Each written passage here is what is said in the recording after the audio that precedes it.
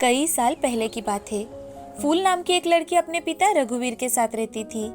फूल के पिता शहर के सबसे अमीर लोगों में से एक थे। फूल जब 4 साल की थी तभी उसकी माँ का किसी बीमारी के कारण देहांत हो चुका था। तो उसकी अच्छी परवरिश के लिए रघुवीर ने सुमति नाम की एक गरीब लड़की से शादी की, जो शादी कर बड़े घर में आते ही उस पर अमीरी का घमंड चढ़ने लगा। लेकिन फिर भी वो फूल का बड़े ही अच्छे से ख्याल रखने लगी।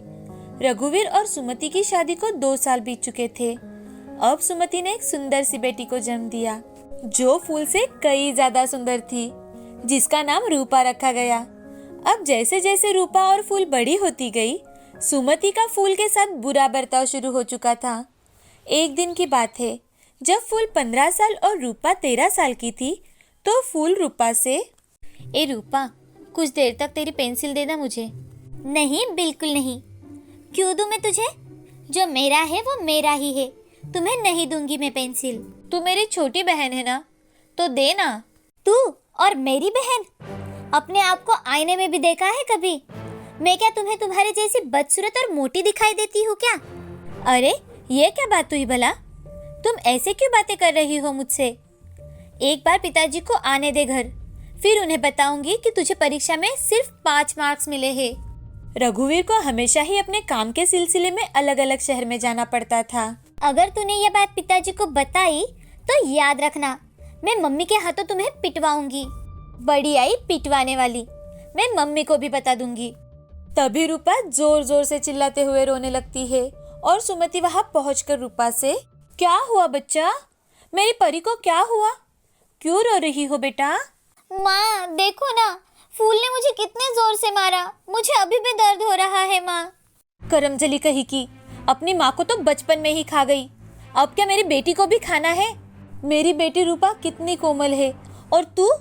ऐसा कहकर सुमति फूल को जोर जोर से मारने लगती है। रूपा हमेशा ही झूठ बोलकर फूल को सुमति के हाथों पिटवाती थी। अब दोनों लड़कियां बड़ी हो चुकी थी, लेकिन फिर भी सुमति और रूपा दोनों मिलकर उसे बहुत परेशान करती थी। फूल बहुत ही गरीब और शांत स्वभाव की लड़की थी, तो किसी से भी कुछ भी नहीं कहती थी। सब कुछ बड़े ही संयम के साथ सहती रहती। फूल को पंछियों से बहुत ही ज्यादा लगाव था।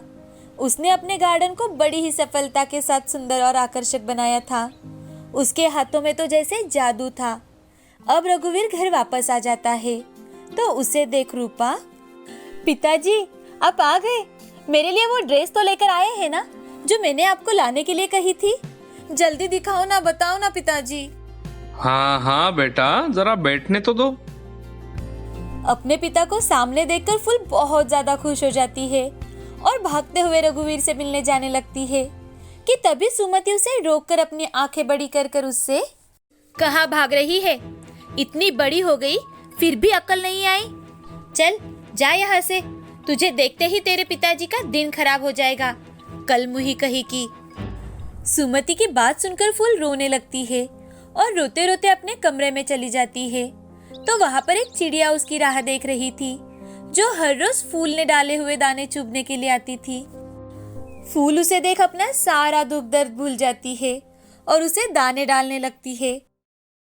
दूसरी ओर सुमति अपनी बेटी रूपा की रघुवीर के सामने खूब सारी अच्छाइयाँ बताने लगती है, तो उसे सुन रघुवीर उसे बड़े प्यार से गले लगा लेता है। और तभी, अरे मेरी फूल कहाँ है? अब सुमति रोने का नाटक करने लगती है और फूल के बारे में मनगढ़ंत कहानियां बताने लगती है। उसने रूपा के शरीर पर मेकअप के जरिए कुछ निशान बना दिए, मानो रूपा को फूल ने जोर जोर से मारा हो। उसे देखते ही रघुवीर आग बबूला हो जाता है और वो जोर से, फूल यहाँ आओ, कहाँ बैठी हो चुप कर? अपने पिताजी की आवाज सुनकर फूल भागते हुए हॉल में आ जाती है। तो रघुवीर, अपने आप को समझ कर रही हो तुम? देखो कितना मारा है तुमने रूपा को। अगर उसके चेहरे पर कोई दाग लग जाता तो? तुम तो पहले से ही बदसूरत हो, तुम्हें कोई फर्क नहीं पड़ता। लेकिन ये क्या बात हुई? अभी के अभी मेरे घर से निकल जाओ। लेकिन पिताजी मेरी बात तो सुनिए। मुझे कुछ नहीं सुनना, अभी के अभी निकल जाओ मेरी नजरों के सामने से। और फूल रोते रोते घर से निकल पड़ती है। वो चलती रहती है। उसे कहाँ जाना है, क्या करना है, कुछ भी समझ में नहीं आ रहा था कि वो रेलवे स्टेशन पर पहुंच जाती है और जो सामने ट्रेन खड़ी थी उसी में वो बैठ जाती है। अब ट्रेन शुरू हो जाती है। कुछ वक्त बीत जाने के बाद टीसी वहां आ जाता है और टिकट चेक करने लगता है। तो वो फूल से कहता है, चलो टिकट दिखाओ, अपना टिकट टिकट दिखाओ बेटा। मेरे पास टिकट नहीं है सर। देखो बेटा, तुम भले घर की लड़की लगती हो, आगे के स्टॉप पर आप उतर जाना। फूल ट्रेन रुकते ही नीचे उतर जाती है। वो एक छोटा सा गांव था जहां बीच में ही ट्रेन रुकी थी। ट्रेन से नीचे उतरकर फूल चलने लगती है। चलते चलते वो देखती है कि उस गांव में बड़ा ही अकाल पड़ा हुआ है। हर कोई अपने लिए कमाई का साधन ढूंढ रहा है। पीने के लिए, पानी के लिए भी झगड़े हो रहे हैं। तो अब फूल अपने जीवन का ध्येय बना लेती है जिसमें वो इन सभी लोगों की मदद करेगी। फूल जाते जाते एक औरत से, दीदी क्या हुआ है यहाँ पर?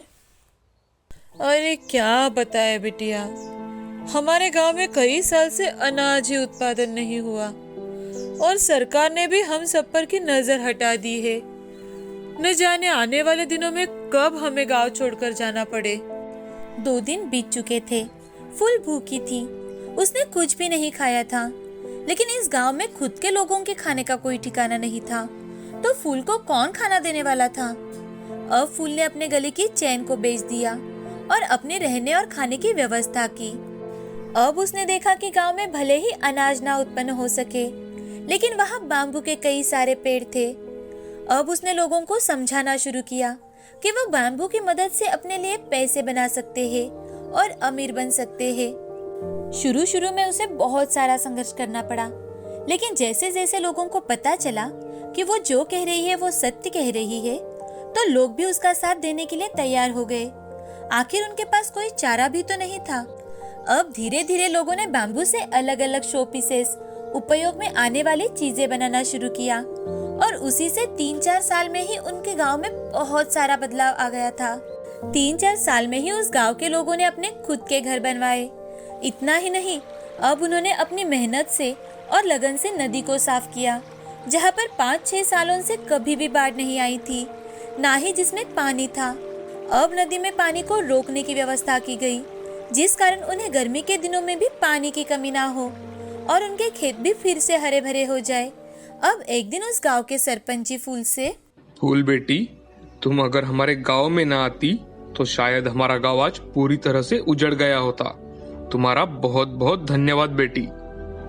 सरपंच जी ने हाथ जोड़ते ही फूल उनसे, नहीं सरपंच जी, ऐसा मत कहिए। अगर आप सबने मेरा साथ ना दिया होता तो ये बिल्कुल भी पॉसिबल नहीं था। आप सबके आशीर्वाद और शुभकामनाओं के कारण ये सब पॉसिबल हुआ है।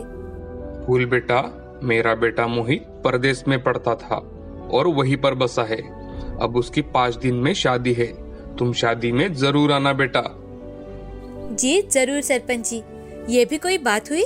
हमारे गांव के बेटे की शादी हो और हम सभी उसमें सम्मिलित ना हो? बेटी, और एक बात, आज तुम्हारे ही कारण मेरा बेटा ये शादी करने के लिए मान गया है, क्योंकि जब उसने इस गांव का बदला हुआ रूप देखा तो उसे यहाँ आने की आशा उत्पन्न हुई। इतना ही नहीं, लड़की वालों को भी यही लेकर आना है और यही शादी करनी है। ये भी उसी ने तय किया है। ये तो बहुत ही अच्छी बात है सरपंच जी। अब शादी का दिन आता है तो सुमति, रघुवीर और रूपा उस गांव में आते हैं। सुमति व्हीलचेयर पर थी। वो गांव की स्वच्छता और सुंदरता देखकर देखते ही रह जाते हैं। शादी का मुहूर्त पास आ रहा था। सभी फूल की राह देख रहे थे, लेकिन फूल आ ही नहीं रही थी। तभी रघुवीर, अरे भाई साहब, मुहूर्त निकलता जा रहा है, आप लोग किसकी राह देख रहे हो? अरे वो हमारी बेटी, उसी की तो राह देख रहे हैं हम लोग। आपकी बेटी? हाँ हाँ, हमारे पूरे गांव की बेटी है वो, जिसके कारण ही तो हमारे गांव में ये हरियाली, सबकी और हंसी खुशी, इतनी सारी सफलता आई है। अरे रामू, जरा देख कर तो आओ। रामू गर्दन हिलाकर वहां से चला जाता है। और रघुवीर, अरे वाह वाह वाह, तब तो हमें भी उससे मिलना है। रघुवीर और सरपंच जी बातें कर ही रहे थे कि तभी फूल सुंदर सी ड्रेस पहनकर अच्छे से तैयार होकर शादी में आती है। उसे देख सरपंच जी, अरे आओ आओ बेटी, आप लोग शादी की रस्में शुरू कर दो। भाई साहब, माफ कीजिएगा, लेकिन ये लड़की है कौन जिसके आने से पहले आपने शादी का मुहूर्त भी नहीं देखा? अरे वो कोई ऐसी वैसी लड़की नहीं है सुमति जी, वो इस गांव की भगवान है, भगवान। तभी बड़े ही उत्सुकता के साथ रघुवीर उस लोगों से घिरी हुई लड़की की ओर देखने लगते हैं, लेकिन शादी होने तक वो उसे देख ही नहीं पाते। जैसे ही दुल्हा दुल्हन को आशीष देने के लिए सरपंच जी फूल को आवाज लगाते हैं, तो रघुवीर थोड़े हड़बड़ा जाते हैं। वो नीचे गिरने ही वाले थे कि सरपंच जी। क्या हुआ भाई साहब, आपकी तबीयत तो ठीक है ना? अरे ये तो मेरी फूल है, मेरी फूल। आओ मेरी बच्ची, कितने दिन दूर रहोगी हम सबसे। मुझे अपनी गलती का एहसास हो चुका है बेटी, अब घर वापस चलो बेटी। नहीं पिताजी, अब यही मेरा घर है, यही मेरी कर्म भूमि है। बेटी, मुझे माफ कर दो। तुम्हारे जाने के बाद घर में बहुत सी उथल पुथल हो चुकी थी, मैं अपने आप को माफ ही नहीं कर पा रही थी। बेटी, मेरी गलती की सजा मुझे भगवान ने दे दी है। उसने मुझे एक पैर से अपाहिज बना दिया है। घर चलो बेटी। नहीं माँ, अब जो कुछ भी है वो यही है मेरे लिए। मैं हमेशा आपकी बेटी रहूंगी, लेकिन मैं अब इस गांव को छोड़कर कभी नहीं आ पाऊंगी। अब रूपा को भी अपनी गलती का एहसास हो जाता है कि उसने कितनी अच्छी बहन को खोया था।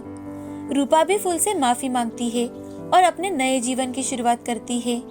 यह रघुवीर और सुमति घर लौट आते हैं, लेकिन उन्हें सुकून था कि उनकी बेटी फूल उन्हें वापस मिल चुकी है। यह गांव अलग अलग काम कर उन्नति कर रहा था, आगे बढ़ता ही जा रहा था।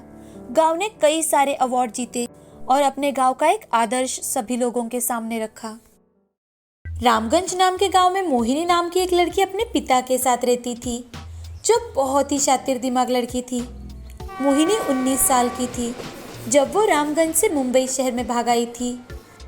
वहां पर आकर बहुत सारा पैसा कमाना चाहती थी। मोहिनी मुंबई आने के 2 साल पहले की बात है। राजू, जो मुंबई में पढ़ाई करता था, कुछ दिनों के लिए वो गांव में आया था। अपने दोस्तों से बातें कर रहा था और बातों बातों में अपने दोस्तों को मुंबई शहर की खासियत बता रहा था। तभी मोहिनी वहां से गुजर रही थी तो उसके कानों में राजू के शब्द पड़ते हैं। यार, मुंबई जैसा शहर तो हो ही नहीं सकता। क्या लाइफ है वहाँ के लोगों की। राजू के कहे शब्द सुनते ही मोहिनी वहीं पर पास में मंदिर में राजू की बातें सुनने बैठ जाती है।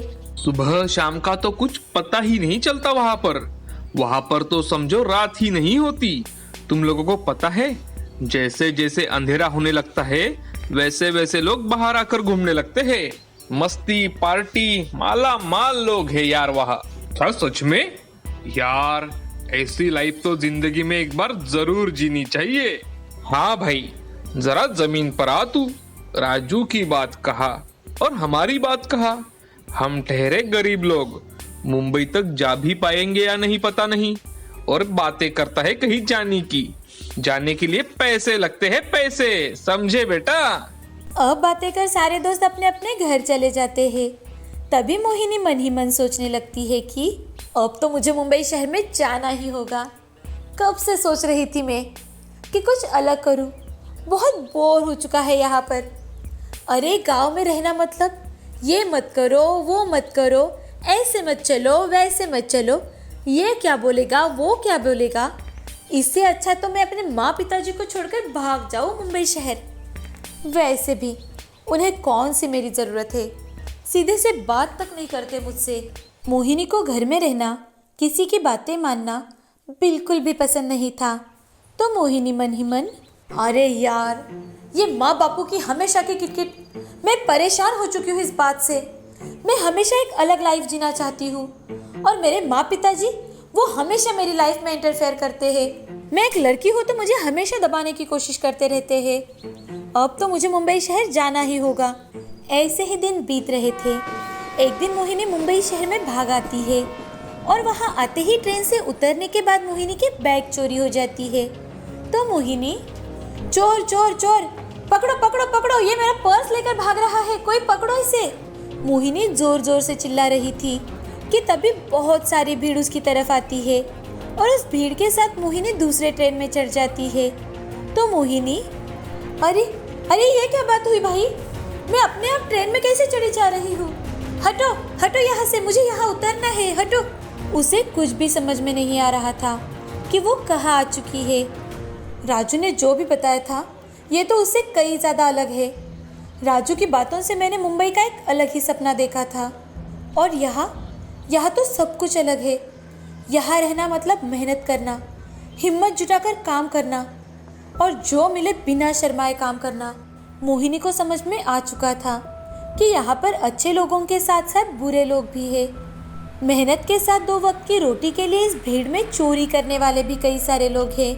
अब उसे चुनना था कि वो क्या करेगी कि तभी उसकी मोहन और मारिया नाम की एक लड़की से मुलाकात हो जाती है जो दूसरों को ठगने का काम करते थे। मोहिनी, मोहन और मारिया तीनों का सपना एक ही था, ऐशो आराम में जीना। उनकी अमीर बनने की इच्छा और आराम में जीने की चाह उन्हें बुरे रास्ते पर ले आई थी। एक दिन मोहन भागते हुए मोहिनी और मारिया के पास आता है और उनसे, मारिया, एक बहुत अच्छा बकरा फंसा है हमारे चंगुल में, बहुत सारा पैसा मिलेगा। मैं कई दिनों से उस पर नजर रखकर हूँ। मतलब? अरे मतलब अपना अगला टारगेट, अगला शिकार, हम जिसे ठगने वाले हैं। कौन है वो? श्री रवि। कौन है ये और अब हमें क्या करना होगा? वो एक करोड़पति है, करोड़पति। हमें उसका बेटा मैक, जो दिमाग से थोड़ा कम है, उसे फंसाना है। हमें इस बार चोरी नहीं करनी, हमें इस बार कुछ अलग करना है। अलग? अलग क्या? मोहन सबको अपने पास बुलाता है और उनके कान में कुछ कहता है। अब उस दिन के बाद मोहन और मारिया मोहिनी के माता पिता बनकर बड़े प्यार से रहने लगे। बार बार किसी न किसी कारणवश वो श्री रवि के सामने आने लगे और अपनी अच्छाई दिखाने लगे, अपनी गरीबी दिखाने लगे, अपनी सच्चाई दिखाने लगे। वो इस तरह से पेश आते थे कि मानो दुनिया में उनसे अच्छा कोई है ही नहीं। पैसा तो नहीं है उनके पास, लेकिन फिर भी वो गरीबों के लिए काम करते हैं। और यही बात श्री रवि के मन को भा जाती है और वो एक दिन मोहिनी से, बेटा, कौन हो तुम? तुम्हारा नाम क्या है? जी, मेरा नाम कामिनी है। मैं यही पास झोपड़पट्टी में रहती हूँ अपने माँ पिता के साथ। अच्छा, तुम्हारे पिताजी क्या करते हैं? श्री रवि के ऐसे कहते ही मोहिनी रोने का नाटक करने लगती है और, सर, हम गरीबों को जो भी काम मिले वही करना पड़ता है और जो मिले उसी में अपना जीवन बिताना पड़ता है। अब धीरे धीरे श्री रवि मोहिनी के बारे में अपने बेटे मैक्स के लिए सोचने लगता है। वो मन ही मन, अरे ये लड़की तो सुंदर है, साथ ही सच्चे मन की भी। गरीब है तो क्या हुआ, कम से कम मैक का संसार तो बस जाएगा। वैसे भी मैक से कोई शादी नहीं करना चाहता। अब एक दिन श्री रवि मोहिनी के घर जाते हैं। उन्हें सामने देख मोहन और मारिया हड़बड़ा कर उठते हैं और हाथ जोड़ते हैं, कुछ बोलने की कोशिश करते हैं कि तभी श्री रवि मोहन से, नमस्ते, मेरा नाम श्री रवि है। मैं कई दिनों से आपकी बेटी कामिनी को देख रहा हूँ। मुझे कामिनी बहुत पसंद है। क्या मेरे बेटे मैक के लिए मैं कामिनी का रिश्ता लेकर आया हूँ। श्री रवि की बातें सुनकर मोहन, सेठ जी, लेकिन हम लोग तो, आप सोच विचार कर बताइएगा, हमें कोई जल्दी नहीं है। अरे नहीं सेठ जी, मैं ये कह रहा था कि हम लोग कहा और आप लोग कहा, आप ठहरे बड़े लोग। मैं जानता हूँ, अगर मोहिनी मेरी बहू के रूप में हमारे घर आए तो हम समझेंगे कि हमारे घर में साक्षात। मोहन बेझिझक हाँ कर देता है और कुछ ही दिनों में मोहिनी की शादी मैक्स के साथ बड़े ही धूमधाम से हो जाती है। शादी के दूसरे दिन ही मोहिनी रात के समय सबको खाने में नींद की दवा खिलाती है और जैसे ही सब सो जाते हैं वो धीरे से उठकर मोहन और मारिया को घर में ले लेती है और तीनों मिलकर पैसे, जेवर जो भी मिले वो लेकर वहां से सुबह होने से पहले ही भाग जाते हैं। अब सुबह उठते ही सबको पता चल जाता है कि घर में चोरी हो चुकी है और चोरी करने वाला कोई और नहीं बल्कि उनकी बहू कामिनी है। वो पुलिस केस करते हैं, लेकिन मोहिनी, मोहन और मारिया शहर को छोड़कर भाग चुके थे। अब श्री रवि मन ही मन, इस कामिनी को तो मैं छोड़ूंगा नहीं, आज नहीं तो कल उसे जरूर ढूंढ कर निकालूंगा। अब वो दूसरे शहर जाकर फिर से यही सब करते हैं। कभी मोहिनी बहू बनती तो कभी मारिया, ये चलता ही जा रहा था। अब पूरे देश में इस टोली की खबर फैल चुकी थी, लेकिन वो बड़ी ही सफाई के साथ अपना काम कर वहां से भाग निकलते। कभी अमीर बनते, कभी गरीब, तो कभी मिडिल क्लास बन लोगों को ठगने का काम करते। जब तक लूट का पैसा है तब तक वो दूसरे इंसान की खोज करते और आराम से अपनी लाइफ एंजॉय करते। रात को क्लब में जाना, होटल में खाना, बंगलों में रहना, यही सब चल रहा था। लेकिन दूसरी ओर मोहन, मोहिनी और मारिया की असली फोटो पुलिस के पास पहुंच चुकी थी। एक दिन की बात है, मेहरानगढ़ नाम के गांव में सुशील नाम का एक बहुत ही अमीर इंसान रहता था, जो इस बार तीनों के हाथों ठगने वाला था, जो पीएसआई भी था। लेकिन ये बात मोहन को पता ही नहीं चल पाई। अब धीरे धीरे हमेशा की तरह तीनों ने मिलकर अपना जाल डालना शुरू किया। लेकिन सुशील बहुत ही ज्यादा होशियार था। उसने मोहन को देखते ही पहचान लिया और मन ही मन, हाँ, अब मैं इन सबको रंगे हाथ पकड़ूंगा। दिन बीतते गए। शादी का दिन आया। बड़े ही सीधे साधे तरीके से शादी संपन्न हुई। शादी के दूसरे ही दिन मोहिनी ने सबको खाने में नींद की दवाइयाँ मिलाई और अब सब लोग सो चुके हैं। ये देख मोहिनी मोहन को कॉल करती है, मोहन, सब सो चुके हैं, तुम लोग जल्दी आ जाओ। मोहन और मारिया घर के अंदर चले जाते हैं। तीनों मिलकर अपना काम शुरू करते हैं। चोरी कर वो घर के बाहर आते हैं कि तभी पुलिस उन्हें चारों ओर से घेर लेती है और मोहिनी कुछ बोलने की कोशिश करने लगती है। हाँ, आप लोग? मोहिनी कुछ बोलने की कोशिश कर रही थी, लेकिन पुलिस ने उन्हें चारों ओर से घेर लिया था, अपने चंगुल में फंसा लिया था। उन्हें देख सुशील, बहुत दिनों से तलाश थी आप तीनों की। बहुत सारे लोगों की बहुरानी बन चुकी है ना आप। अब चलिए अपने असली ससुराल। जेल की हवा लगते ही मोहिनी को अपने माँ पिता की बातें याद आने लगती है और अपनी गलती का एहसास हो जाता है। लेकिन अब बहुत देर हो चुकी थी। वो रोते रोते अपनी सोच पर पछतावा करते करते अपनी जिंदगी बिता रही थी। इस कहानी से हमें ये सीख मिलती है कि चोर चाहे कितनी भी सफाई के साथ काम करे, लेकिन कभी ना कभी वो पकड़े ही जाते हैं।